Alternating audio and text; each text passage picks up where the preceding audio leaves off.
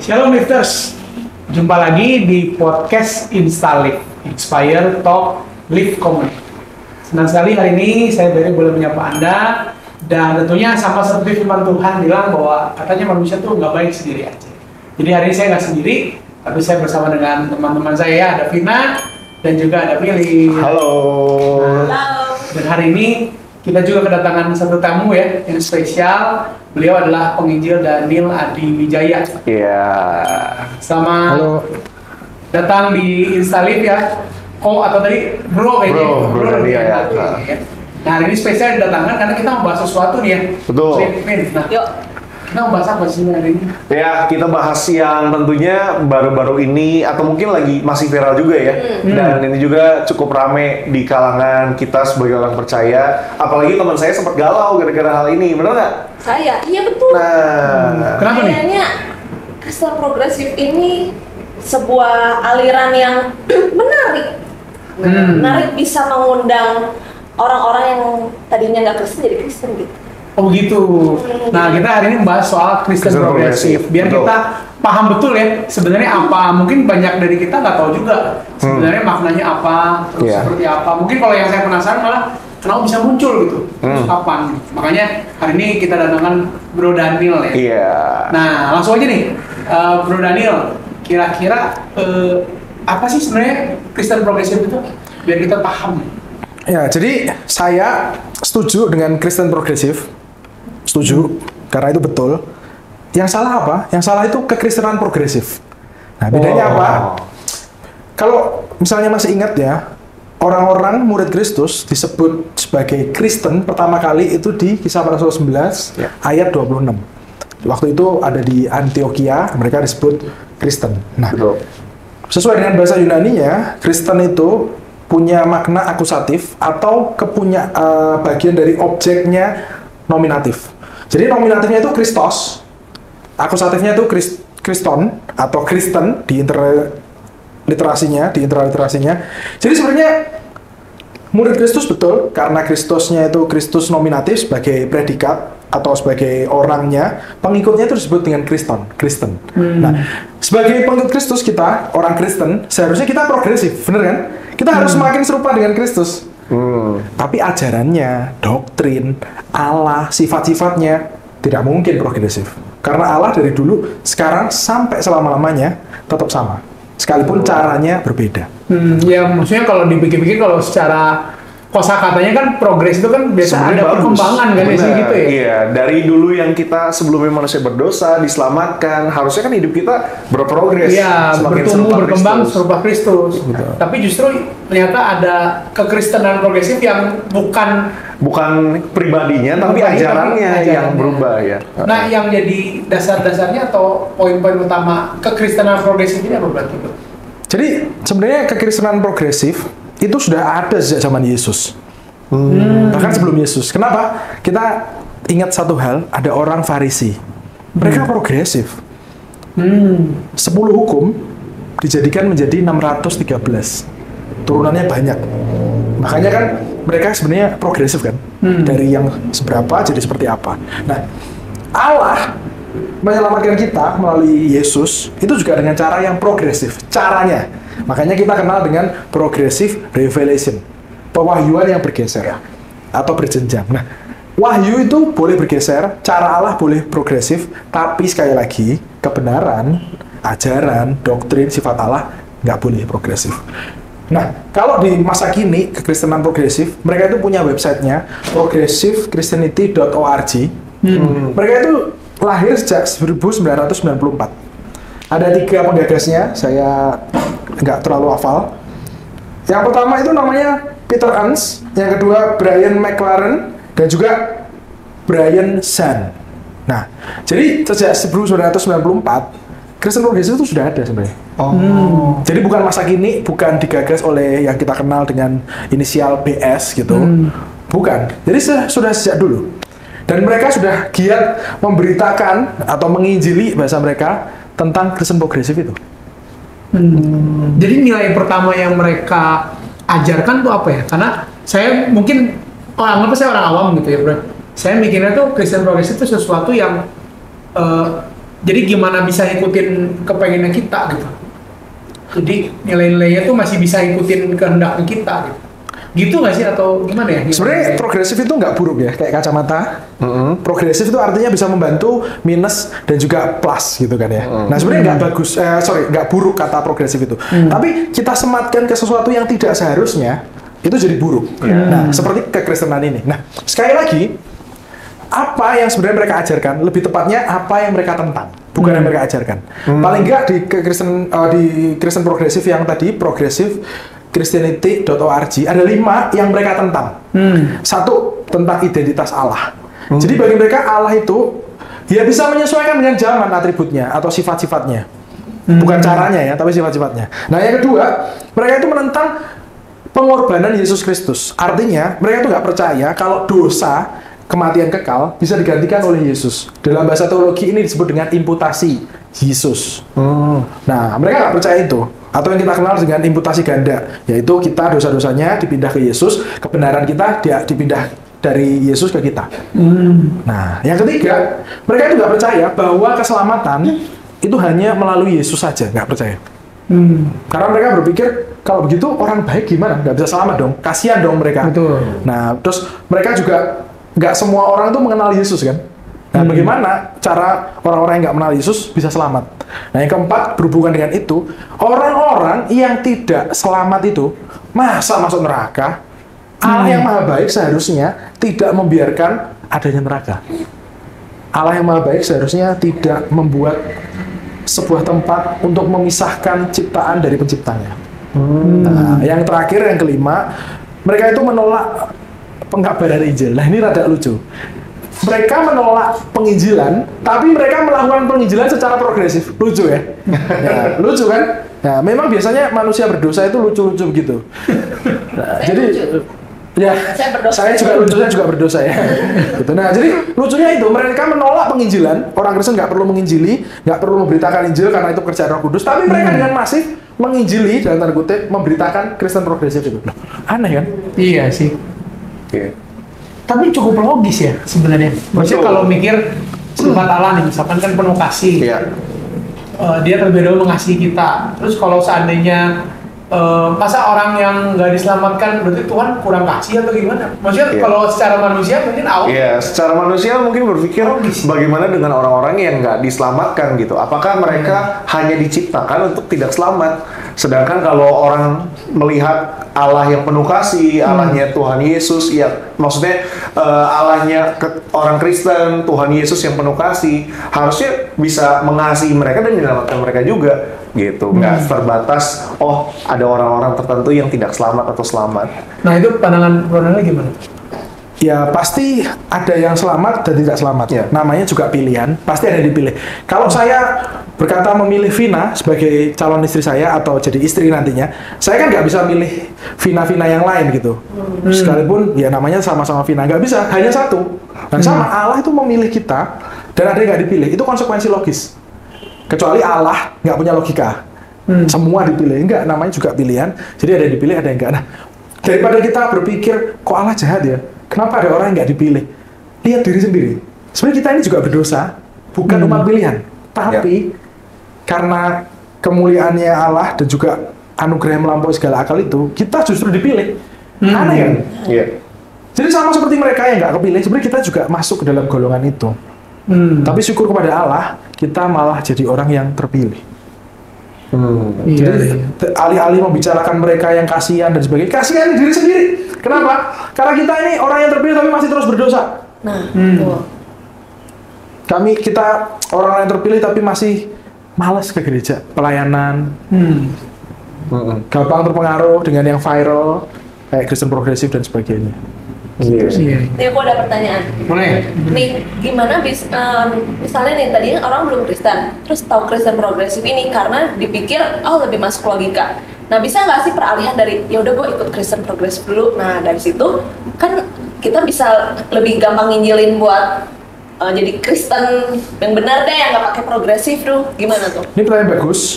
Saya jawab dengan cara dua jawaban. Yang pertama dulu waktu saya pertama kali bertobat, waktu saya sok-sokan mimpin KTB gitu, saya juga pernah menafsirkan sesuatu yang salah untuk adik KTB saya.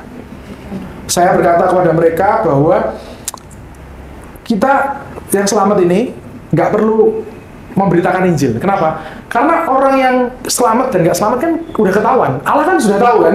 Iya. Ya, siapa yang selamat. Jadi kita nggak perlu memberitakan Injil. Itu salah besar. Justru karena kita nggak tahu siapa yang selamat, siapa yang enggak, kita harus memberitakan Injil sebanyak-banyaknya kan? Nah, saya juga pernah salah, tapi Tuhan pakai kesalahan itu untuk berpikir yang lebih baik. Nah, berarti kok, atau bro, berarti boleh ya kita menggunakan cara yang salah. Nah, saya tetap nggak boleh. Hanya karena anugerah saya yang dulu salah, jadi benar gitu. Maksudnya dibenarkan. Nah, seharusnya kalau kita seorang Kristen yang tahu tentang Alkitab, baca Alkitab beneran, nggak boleh kita pakai cara yang salah. Kita tahu misalnya cara yang benar mendapatkan SIM adalah dengan ujian. Ikutin ujian teori dan praktek. Tapi kita membayar. Kita tahu itu salah. Tapi kita tetap dapat SIM kan? Ya betul kan? Sama kan tadi orang yang Kristen progresif awalnya progresif terus jadi Kristen beneran kan? Ya. Syukur pada Allah. Enggak begitu. Kalau kita bisa kenalkan dia yang langsung bener, kenapa harus lewat yang salah? Justru kita harus mengenalkan yang bener mulai dari anak sekolah minggu. Bahkan anak kecil di sekolah, kalau ada yang belum Kristen, kita justru mengenalkan Kristen yang beneran itu kepada mereka. Iya sih, saya setuju karena kalau dipikir-pikir ya, saya juga pernah rasanya ngalamin dulu sekolah minggu gitu. Tidak mendapatkan ajaran yang tepat mungkin dari guru sekolah minggu saya bawa itu sampai dewasa. Gitu.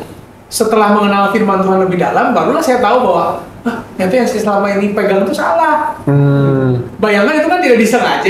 Iya. Kalau ini kan istilahnya lebih bukan disengaja juga sih, tapi mungkin karena kegerakannya kan jadi memang ingin mempush orang mempercayai hal itu ya, bro ya. Betul. Gitu ya. Jadi emang lebih baik kita belajar dari yang benar ya. Dari value. Ya, jadi kita di masa kini tuh nggak kayak di masa Alkitab, maksudnya kita itu bersyukur karena kalau kita berdosa nggak langsung mati kayak Ananias dan Safira, nggak langsung mati kayak Usia yang megang mau nyelamatin tabung perjanjian gitu ya. Jadi kita bersyukur ketika kita berdosa dan masih berdosa nggak mati-mati, tetap selamat. Nah, justru karena tahu itu kita harus meyakini bahwa kebenaran kita itu harus diperbaiki, bukan progresif, tapi diperbaiki terus-menerus. Tentu di sekolah minggu kita diajar bahwa Kain dan Habel itu satu dikenan Allah, satunya enggak. Karena Kain katanya mempersembahkan yang busuk-busuk gitu kan. Nah, padahal di Alkitab enggak ada. Tapi Lause sekolah minggu, guru-guru itu ngajarinnya begitu. Ya. Nah, kenapa begitu ya? Nggak tahu, mungkin diajar Lause yang sebelumnya, dan terus sebelumnya, dan terus sebelumnya begitu. Betul. Betul kan? Nah, Betul. jadi kita harus membenahi itu. Kalau progresifnya di sisi itu, bagus. Iya. Tapi kalau progresifnya dibilang, enggak, Kain sama Habel sama-sama dikenan, Alkitabnya salah, nah itu. Wah, iya. Atau yang nyatet ngantuk di manuskripnya, jadi salah nulisnya. Nah itu nggak boleh ya, tentu saja. Iya. Nah tadi ngomongin manuskrip, sebenarnya kan Alkitab ditulis ada kemungkinan salah nggak tuh? Makanya ada terjemahan sampai sekarang udah terjemahan 2 kan? Nah ada nggak tuh kesalahan penulisan kayak gitu gimana tuh? Ya, jadi sebenarnya gini, terjemahan itu adalah tafsiran. Jadi siapapun yang menerjemahkan, dia juga ikut menafsir. Makanya itu, kalau kita baca di bahasa Inggris saja, terjemahannya itu banyak. Ada NIV, ESV, KJV, NASB, banyak. Bahkan sampai NRSV, itu banyak lah. Kenapa begitu? Karena mereka menafsirnya berbeda-beda. Tapi itu kebenarannya tetap satu. Kita mau baca yang NIV sama ESV, kalau kita dalamin benar-benar, study Bible-nya dan sebagainya, itu sebenarnya sama aja. Nah, kenapa kok bisa salah? Ngomong-ngomong, kesalahan penulisan di Alkitab kita yang kita pegang sekarang, itu sekitar 99,5%. Oh, tapi tetap salah dong, bro. Kan nggak penuh. Nggak apa-apa. Kalaupun itu salah, nggak apa-apa. Dan Alkitab kita itu sampai hari ini nggak ada yang asli. Nggak ada. Alkitab kita kan bukan kayak Al-Quran ya, yang diturun dari langit satu persatu gitu, nggak. Jadi, naskah asli Alkitab, Perjanjian Lama dan Perjanjian Baru, itu nggak ada sampai hari ini. Berarti bermasalah dong? Enggak. Itu ilustrasinya kayak gini. Saya dulu nulis tesis, sudah saya print. Sekarang print-printannya itu diambil saat, atau mungkin saat kebakaran gitu. Tapi jangan ya, misalnya. Kebakaran, tesis saya hilang. Tapi saya punya soft copy-nya. Itu tetap asli nggak? Asli. Nah, jadi penerjemahan atau penulisan ulang Alkitab yang sama dengan aslinya, itu disebut asli juga nggak? Ya. Asli juga. Jadi nggak masalah. Jadi salah nggak masalah, nggak ada aslinya juga nggak masalah. Nah, Tapi kebenaran nih yang kebenarannya tetap sama. Iya. Makanya memang lebih baik sih kalau kita tuh jangan hanya menafsirkan sendiri kali ya. Kalau posisinya kan seperti itu. Makanya kan maksudnya kalau saya lihat sih sebenarnya banyak tempat dan banyak waktu untuk kita bisa belajar firman kan. Salah satunya kan dari ibadah hari Minggu, masjid tuntun dari pengkhotbah gitu ya, atau mungkin kita ikut kelompok kecil gitu ya, atau ikut PA mungkin pendalaman Alkitab. Jadi sama seperti orang-orang yang menulis Alkitab diinspirasi oleh Roh Kudus, kita juga wajib untuk diiluminasi Roh Kudus supaya mengerti Alkitab itu. Dulu dosen saya almarhum Pendeta Daniel Lukas Rukito selalu mengajarkan berdoa sebelum ngapain aja. Jadi sebelum ngapain aja nih, termasuk ngerjain tesis, ngerjain tugas, baca Alkitab saat teduh, berdoa. Supaya apa? Ada penerangan Roh Kudus. Supaya kita nggak sampai jadi yang sesat, progresif, atau apapun itu. Iya, betul. Kalau saya sih mungkin, jadi bagi tips sedikit lah ya. Kalau saya pribadi sih, kalau kadang kan kalau lagi baca firman itu dapat sesuatu, kadang saya coba sharingin dulu, nggak langsung kayak disampaikan, langsung udah nih harus jadi prinsip gitu kan, nggak terus ngobrol sama saudara seiman kali ya, atau mentor rohani itu kan jauh lebih baik. Siapa tahu dia punya pandangan yang memang lebih benar ya, lebih dalam gitu kan. Ya lebih baik seperti itu sih ya. Komunitas juga penting ya. Betul. Oke. Nah sekarang ada pertanyaan mungkin dari Bro ini? Sejauh ini udah cukup terjawab sih. Maksudnya mungkin beberapa maksudnya yang pernah gue dengar pun ya itu jadi salah satu hal yang ngerasanya tuh perlu di update ya secara kebenaran. Karena begini ya, tadi yang Vina bilang misalnya Alkitab itu juga sebenarnya bisa disalah ditafsirkan, ada kesalahan, tapi kan secara prinsip itu sebenarnya nggak berubah, prinsipnya tetap sama. Oleh karena itu Kristen dan progresif itu menjadi hal yang lumrah, wajar, dan boleh terus diperbaharui karena seiring perkembangannya zaman gitu. Tapi kan ya barusan kita dengar secara kebenaran sebenarnya bukan jadinya berubah kebenaran ya, tapi bagaimana kita melihat kebenaran itu sesuai dengan konteks di setiap zaman gitu. Nah cuman kan ini pertanyaan lain ya, kan sekarang tuh banyak, maksudnya kekristenan progresif juga bukan kegerakan pertama lah, yang seperti apa ya, jadi buah bibir gitu kan, seperti istilahnya mah kalau istilah ekstrim sesat gitu, nggak kekristenan progresif kan, dari dulu kayaknya rasanya banyak, rasanya tetap ada dari zaman Rasul, Tuhan Yesus, kayak gitu banyak kayak. Ada tips kayak tertentu ya dari Bro Daniel maksudnya untuk bedain benar atau nggak benernya gitu kayaknya. Jadi heresy tadi bahasa Indonesianya beda. Nah, itu penyelewengan terhadap kekristenan itu selalu ada dan selalu terus ada sampai selama-lama sampai Yesus datang. Itu pasti akan terus ada. Kalau caranya bukan lewat Kristen progresif, kalau bukan lewat New Age movement, mungkin caranya lewat minyak urapan. Nah, lewat festival kuasa Allah misalnya, atau lewat pasti banyak penyelewengannya.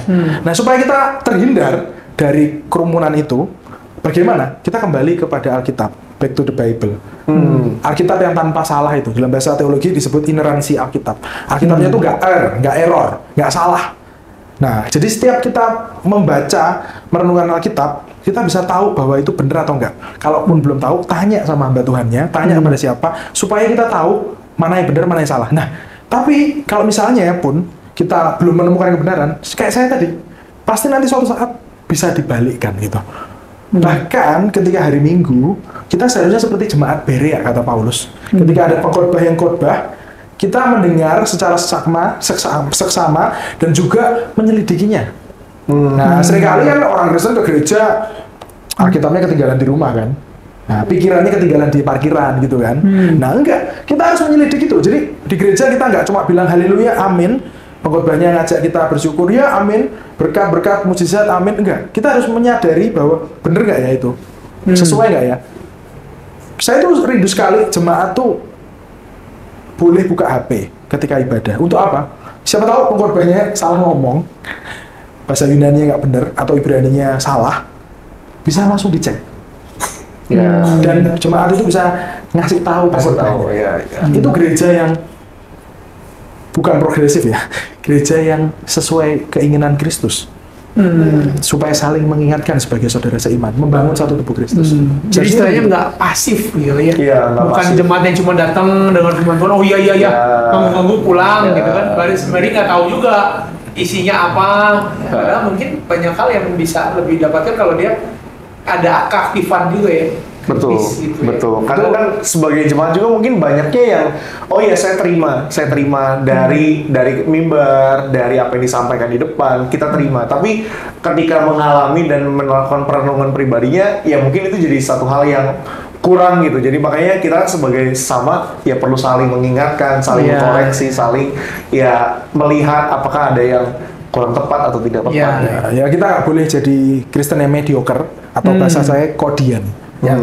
Ya berangkat gereja pulang, gitu aja. Atau sebaliknya kita juga nggak boleh tuh jadi orang Kristen yang baca kitab suci, doa tiap hari, jadi Farisi. Nggak boleh juga. Jadi Farisi.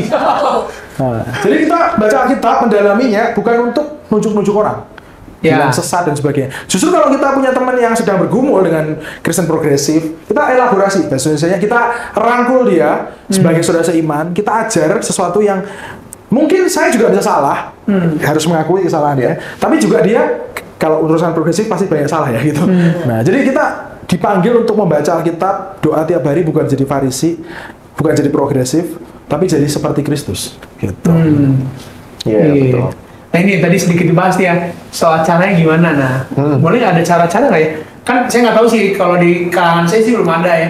Nggak tahu Vina sama Philip pernah nggak ada teman-temannya mungkin udah mengarah ke progresif gitu, berpikir gitu, cara gitu. Cuman apakah gimana ya cara ngadapin orang-orang yang punya pandangan kekristenan progresif itu? Apalagi mungkin kalau itu tuh ada di keluarga kita atau di teman-teman kita yang Iya, orang-orang yang cenderung dekat. kan kalau apalagi kalau keluarga kan cenderung nge-push ya, cenderung yang semangat gitu kan. Iya. Mungkin dia kayak tadi Vina bilang, kayak dia tuh baru percaya, Betul. tapi yang diajarkan justru kekristenan progresif. Dan juga gini loh, buat orang-orang progresif pada saat ini mungkin melihat apa yang Yesus lakukan itu sebenarnya suatu hal yang progresif daripada yang sebelum-sebelumnya ketika ahli Farisi menyampaikan Taurat gitu. Apa yang Yesus lakukan itu suatu hal yang ya kalau buat saya sebenarnya bukan sekedar progresif tapi menerobos si hukum Taurat itu kan yang selalu jadi pegangan yang harus selalu dijunjung tinggi. Nah, mungkin itu yang jadi hal yang perlu kita perhatikan juga. Orang-orang zaman sekarang juga nggak menutup, mereka melihat kayaknya ini juga suatu terobosan gitu, suatu hal yang patut kita pertimbangkan, kita pikirkan, dan bahkan kita percaya gitu. Mungkin ya itu tadi, mungkin apa sih kayaknya yang bisa kita coba lihat dan bangun ya di kehidupan kita masing-masing, untuk melihat ya nggak tahu ke depannya juga apakah ada yang muncul viral dan membuat kita memikir lagi apakah ini yang benar. Nah itu benar. Iya. Nah kayak gimana tuh cara-cara menghadapi orang-orang yang punya pandangan berbeda lah ya, yang udah mungkin ya udah tahu keliru lah kita, dan apalagi kalau itu orang-orang terdekat kita mungkin. Mungkin pertama bisa ikutin Instagram saya @daniel_93 supaya bisa di sana saya serang-serangin orang progresif enggak ya. Di sana mungkin saya sering kali bikin sedikit konten tentang itu. Yang kedua, orang yang progresif itu dipukulin aja. Enggak ya. Orang yang progresif itu perlu untuk diajak ngomong, maksudnya itu apa sebenarnya? Kalau tadi berkata, misalnya Bro Philip bilang, Yesus kan progresif. Dia kan mendobrak ahli Taurat dan orang Farisi waktu itu. Sekarang saya balik coba. Tahu Martin Luther kan? Bukan Martin Luther yang ditembak mati, bukan ya. Martin Luther di zaman reformasi. Iya. Apakah Martin Luther itu membuat kekristenan yang baru? Atau Martin Luther memisahkan diri dari Katolik?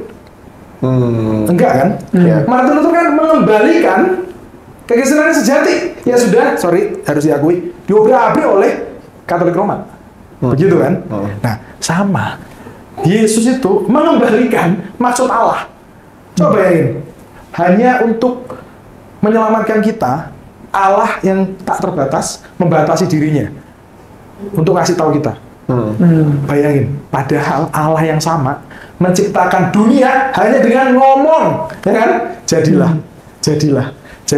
Tapi enggak, kenapa? Karena orang-orang seperti kita yang suka progresif itu dalam kasus yang buruk, kita itu cenderung butuh patokan, butuh teladan. Nah, Yesus adalah teladan yang sejati. Yesus mengembalikan maksud Allah melalui kedatangannya ke dunia. Ya.